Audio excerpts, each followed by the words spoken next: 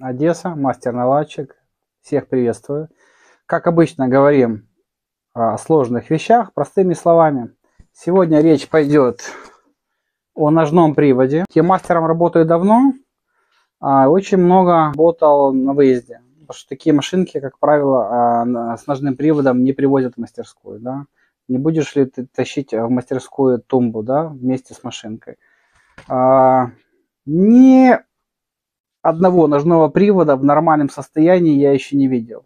Представляете, я их обслужил, наверное, 1005 этих машинок, и ни одного нормального привода. Все раздолбанные, все стучат. Смотрим, показываю. Вот это импровизированная наша педалька ножная. Снял я привод ножной, так чтобы можно было вам нормально показать. Вот это, допустим, наша педалька импровизированная. Процентов 80 случаев вот эта втулочка у нас стучит.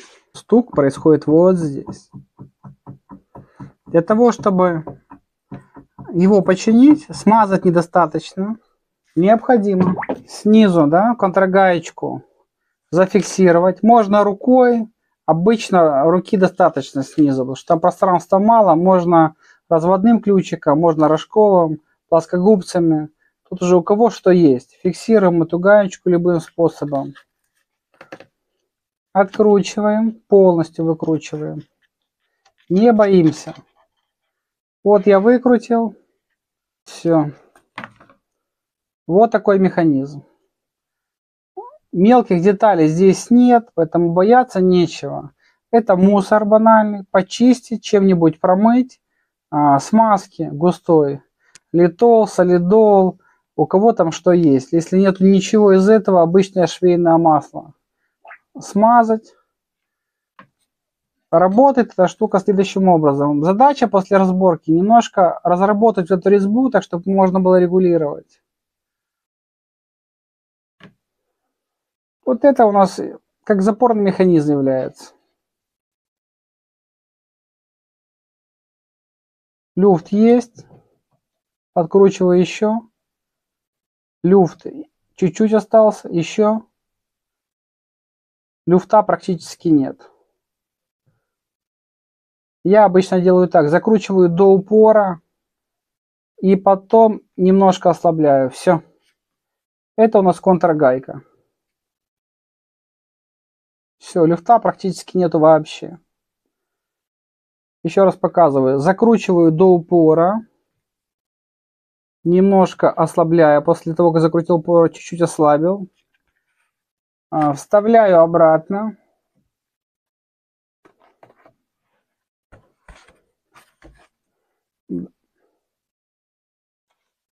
Устанавливаю снизу контргаечку. Закручиваю контргаечку. Здесь поджимаю потом до упора. Пробуем. Люфта у нас здесь нету. Есть такой легкий, очень-очень мелкий такой. Ну, вы его не услышите.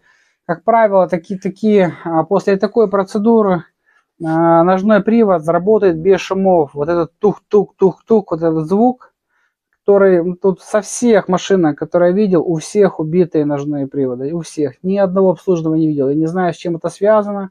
Не знаю, почему мастера не чинят, не восстанавливают их. Почему сами не обслуживают. Допустим, если вы... Это же всю процедуру нужно будет делать внутри, да?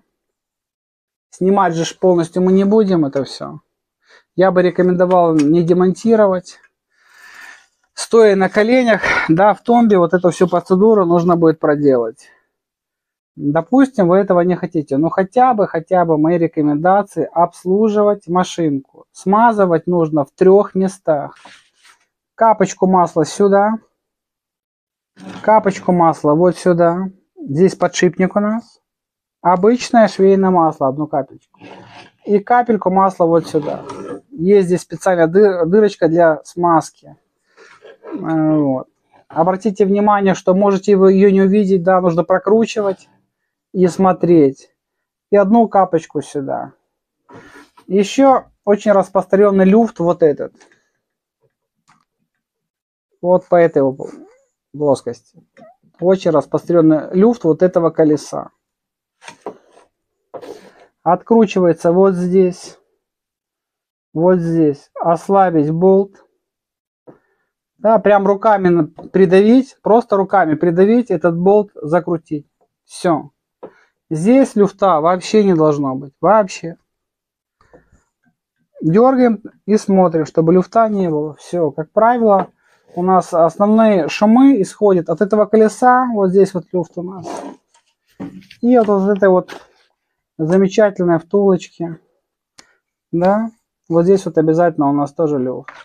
Что нужно еще знать про ножной привод? Вот это регулировка вашей педальки.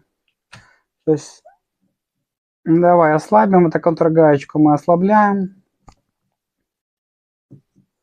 Есть возможность приподнять педаль чуть выше, чуть ниже, под себя. То есть сделать так, чтобы пяткой больше она поднималась, либо пяткой меньше, но носком глубже уходила. Вот эта регулировочка, да, штанга удлиняется, либо укорачивается. Под себя это все можно отрегулировать и работать. Судя по тому, как в прошлой зимой отключали свет, ножной привод, смотрю, становится все более и более актуальным. То есть машинки с ручным и ножным приводом становятся модными. На мой взгляд, информация очень полезная. Ставим лайк, подписка, комментарий. Все, как вы любите. Все. Всем пока.